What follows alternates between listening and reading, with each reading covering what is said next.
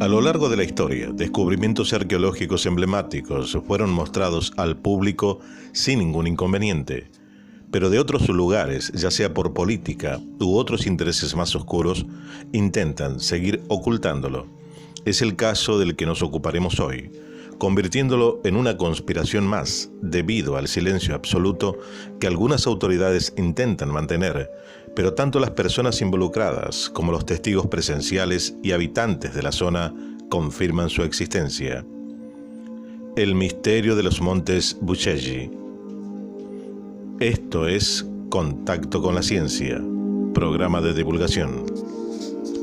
En el verano del 2003, en un área inexplorada de los montes Buceggi, una sección del Servicio de Inteligencia de Rumania, SRI, el llamado Departamento Equipo Cero, hizo un descubrimiento significativo que podría haber cambiado completamente la historia de la humanidad.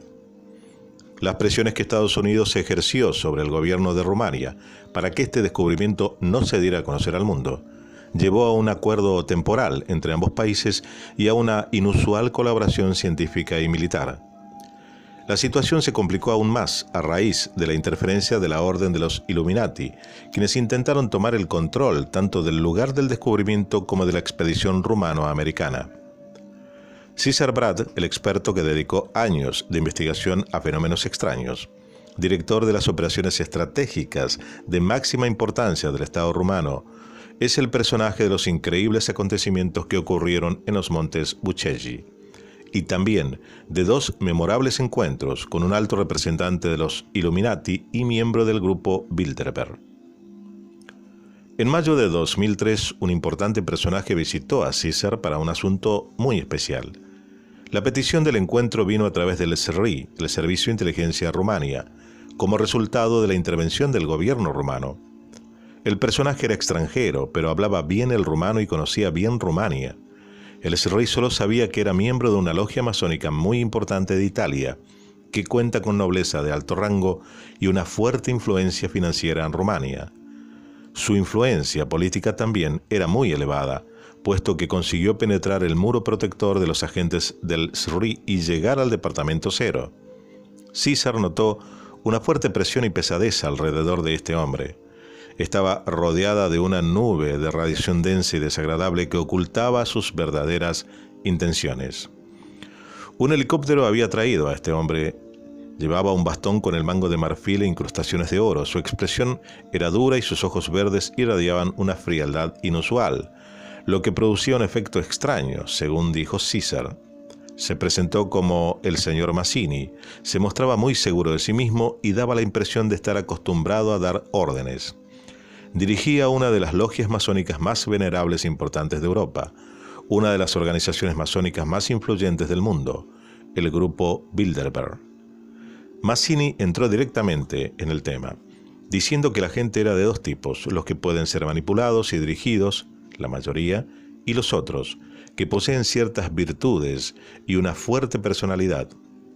Afirmó que su grupo formaba parte de la orden masónica más importante de todas y que ésta estaba muy interesada en el resultado del encuentro entre ambos. César le contestó que conocía algunos aspectos de este tema. Mazzini continuó diciendo que el grupo Bilderberg no era propiamente una logia, sino mucho más. Dijo que las logias eran simples fachadas y que el poder real estaba en la cima de una jerarquía de 33 niveles. Mazzini invitó a César a unirse al grupo, haciéndole entender que le reportaría grandes ventajas. Manifestaba un gran poder y una fuerza psíquica inusual para su edad.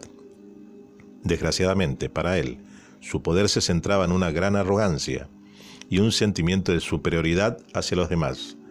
Mazzini dijo que había solicitado el encuentro debido al poder y las relaciones del Pentágono destinado al espionaje geodésico, basado en tecnología biónica, descubrió en 2002 un hueco en un área específica de los montes Buceggi. Este espacio vacío del interior de la montaña no se podía identificar a partir del exterior.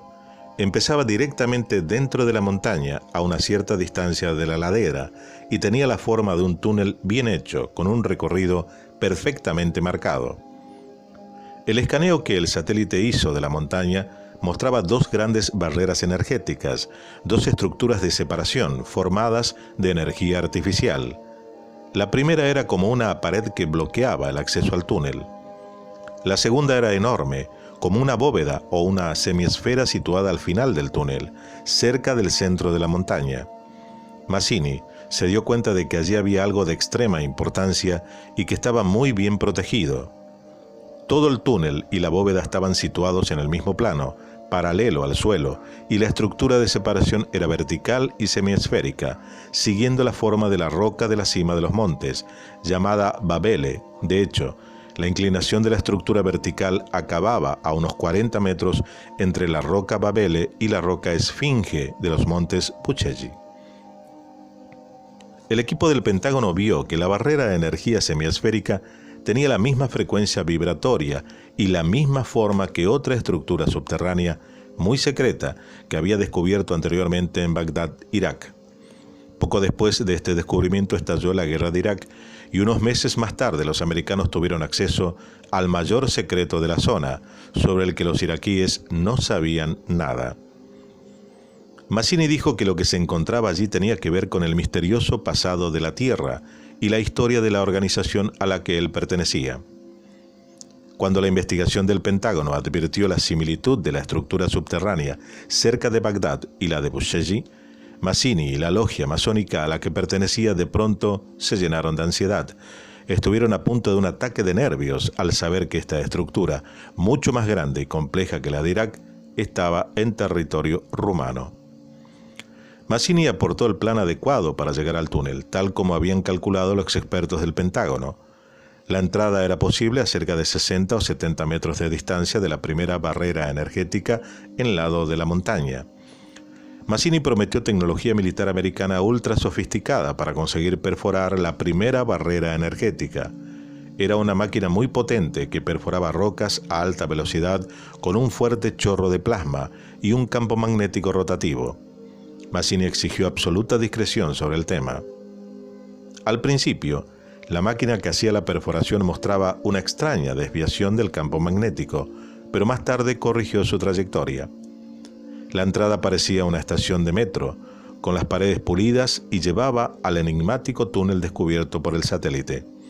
Al final del túnel, había una enorme piedra que se movería deslizándose hacia la izquierda. Antes de acceder a la puerta, sin embargo, había que atravesar una gran barrera energética.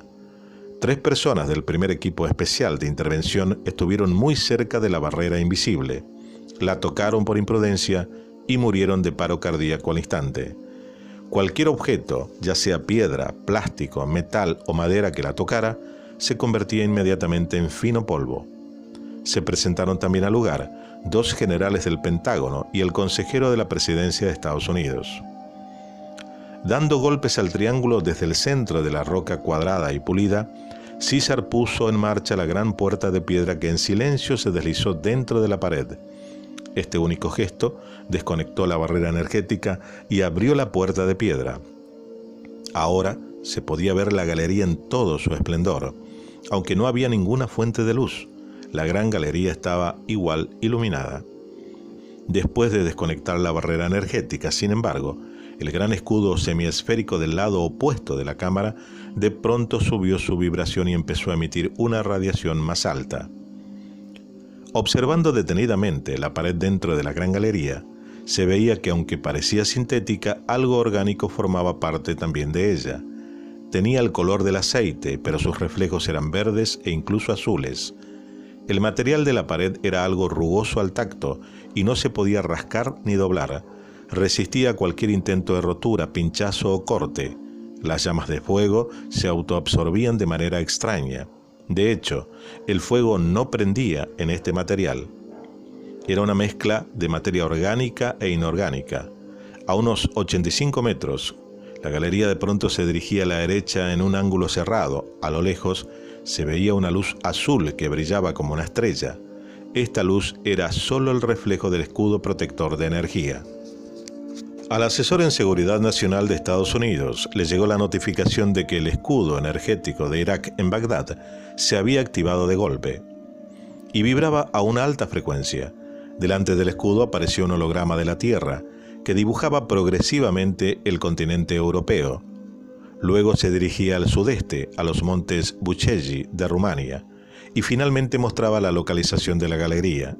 Era obvio que los dos escudos hemisféricos de energía estaban directamente conectados.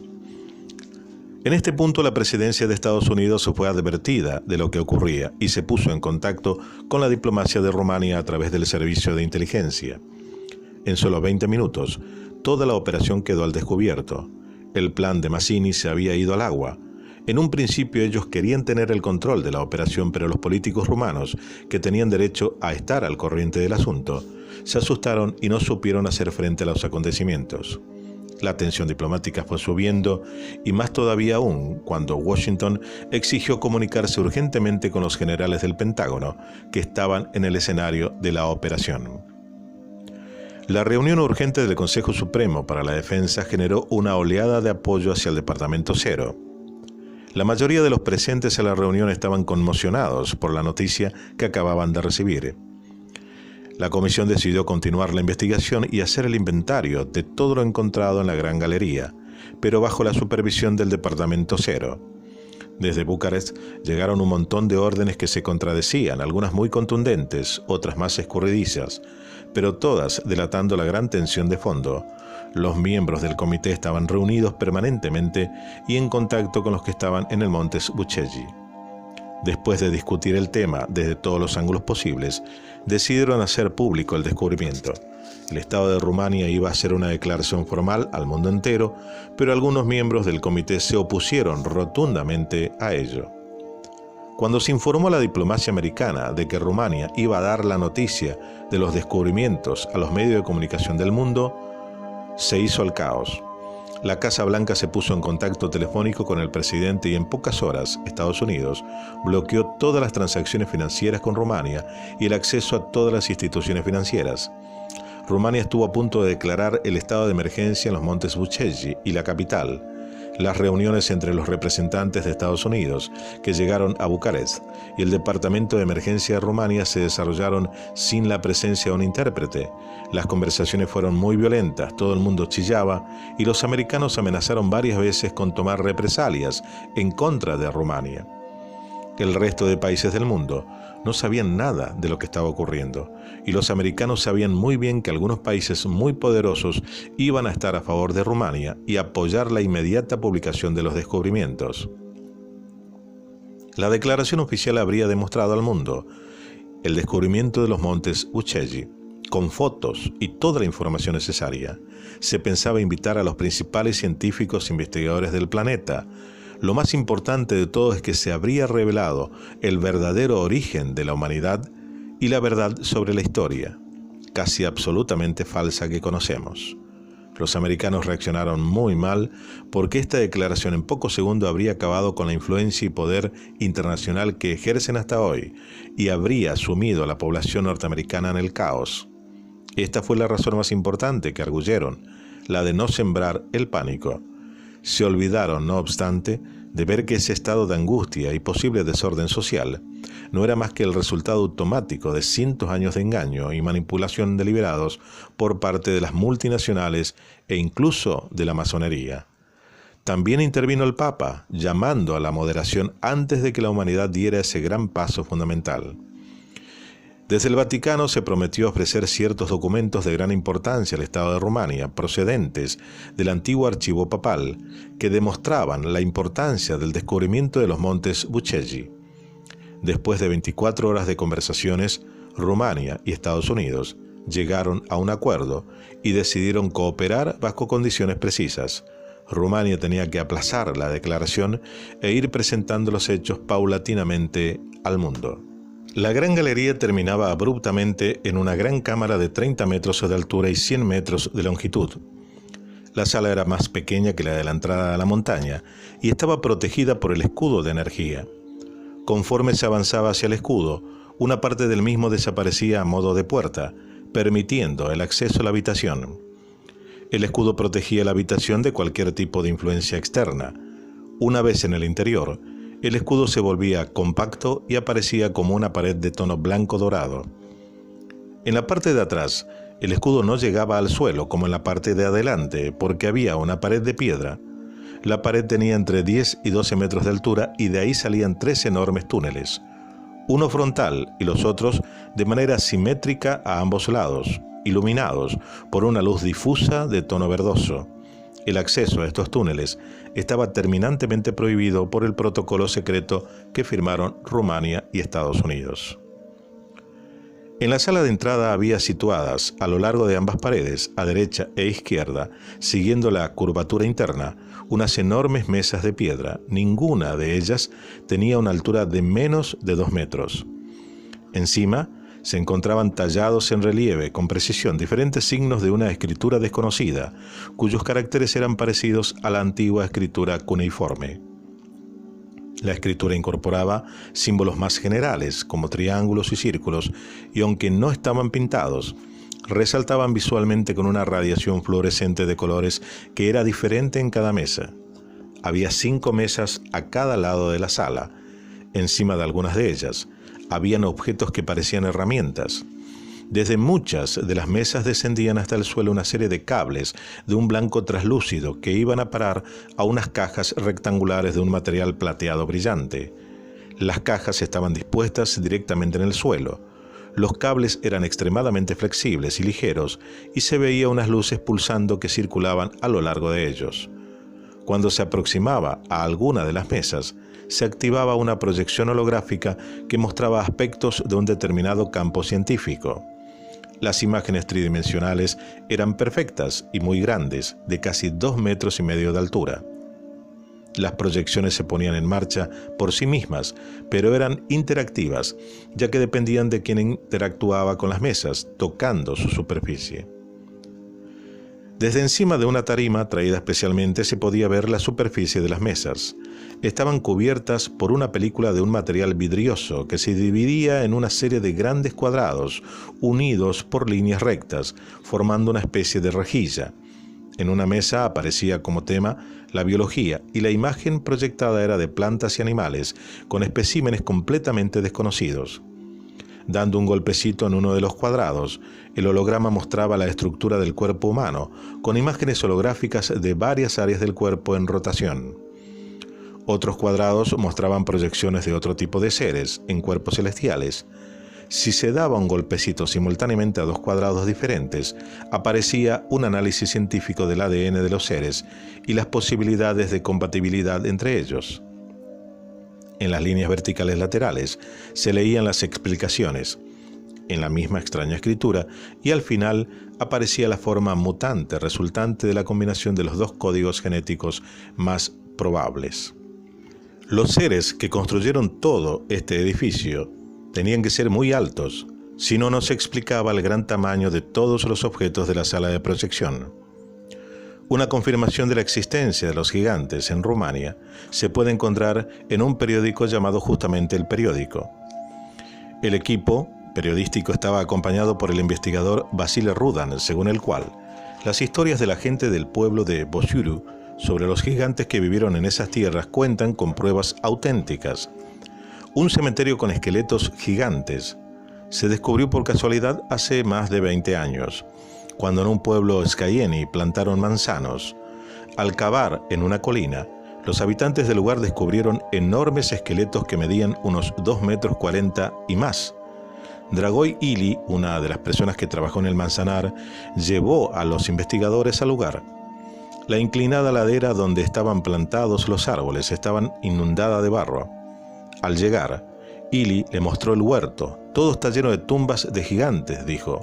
Estábamos cavando agujeros para los plantones cuando nos encontramos con una cabeza humana del tamaño de una calabaza. Ninguno de nosotros había visto nunca nada así. Estábamos asombrados.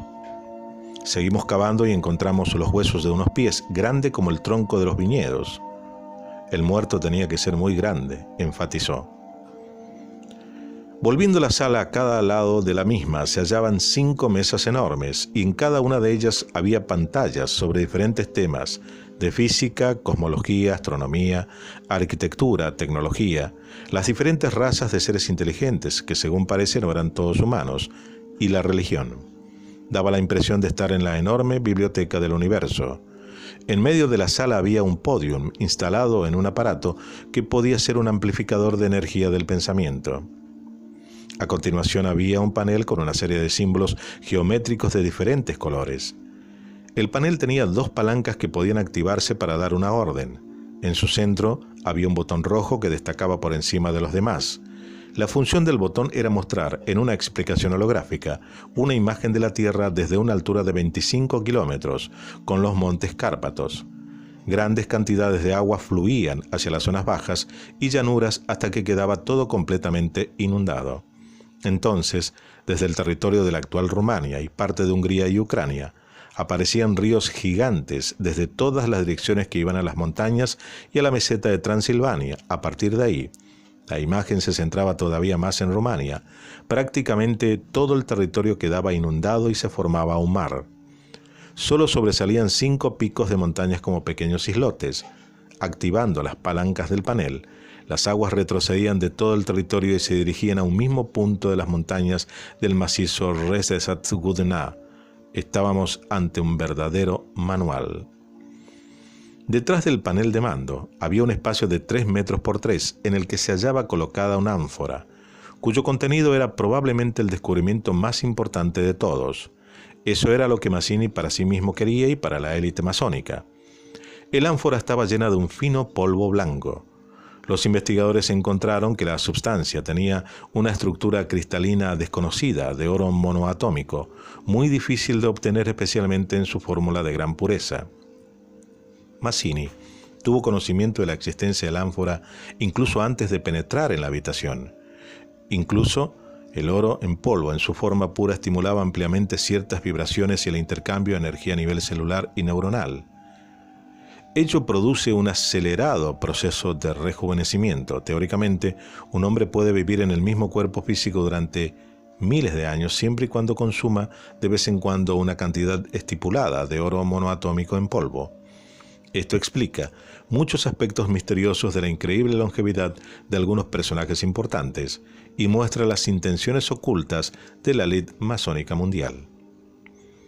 En el medio del cuadrado había una gran bóveda que proyectaba un holograma con los aspectos principales del pasado más lejano de la humanidad desde su origen y, según ello, la teoría de la evolución de Darwin era completamente falsa. El verdadero origen de la humanidad quedaba plasmado en una forma holográfica comprimida. Después de estas lecciones sobre la verdad, podemos decir que el 90% de la historia de la humanidad es falsa y está manipulada. Aunque parezca increíble, los sucesos históricos que consideramos reales son en su mayoría mentira, mientras que los mitos y leyendas de las diferentes culturas se acercan más a la verdad. Esta extraña inversión de la realidad creó muchos conflictos y problemas entre la gente en el pasado. La mayoría de las teorías arqueológicas son también falsas. Algunas fantasías de los académicos, como la extinción de los dinosaurios hace 65 millones de años, así como el hecho de considerar los antiguos continentes de Lemuria y Atlántida, por ejemplo, que sean un mito, quedan con esto anuladas ante la proyección holográfica que muestra claramente cómo ocurrieron las cosas en realidad. Cada vez que el holograma mantenía la imagen de un suceso concreto, en el fondo se proyectaba el mapa celeste, marcando la posición de las principales estrellas y constelaciones en ese preciso momento, lo que permitía datar con exactitud los acontecimientos que estaban mostrando. Los túneles se recorren miles de kilómetros en 3 áreas diferentes del planeta. El túnel de la izquierda lleva a Egipto, a un conjunto de edificaciones secretas aún no descubiertas, enterradas bajo la arena del desierto. El túnel derecho va a parar a una estructura similar, pero más pequeña en la meseta del Tíbet. Este túnel tiene 3 ramificaciones secundarias, una que lleva a un área de Bushehr, cerca de los montes Cárpatos, otra lleva a la estructura subterránea de Irak, cerca de Bagdad, que hemos mencionado anteriormente, y la última va hasta debajo de la meseta de Gobi, en Mongolia. El tercer túnel, situado en el centro de los otros 2, contiene un mundo secreto sobre el que los Estados Unidos querían total garantía. Teniendo en cuenta la enorme influencia política y de relaciones del venerable Mazzini y los masones en la estructura política de Rumania y Estados Unidos, se sospecha que estos intentan gradualmente tomar el control mediante factores externos relacionados con los intereses a nivel de Estado. No obstante, hay personas muy importantes en el mundo político y administrativo que tienen conocimiento de los planes de estos masones e Illuminatis y se oponen con vehemencia a ellos, especialmente en el caso de los montes Buceggi.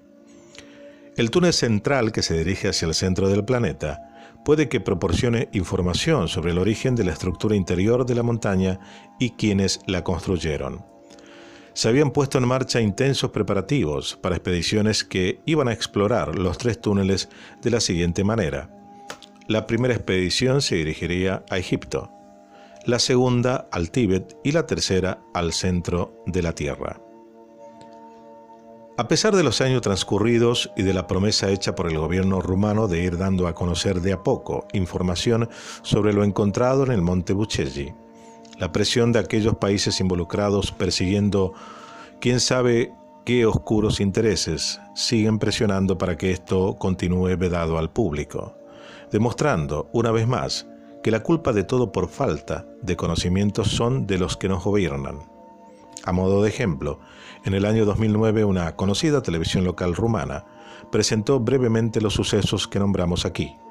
Después de la emisión del programa, el canal recibió una llamada telefónica amenazándoles. La pregunta es si algún día sabremos toda la verdad y seremos por fin merecedores de ese conocimiento que originalmente nos legaron nuestros creadores.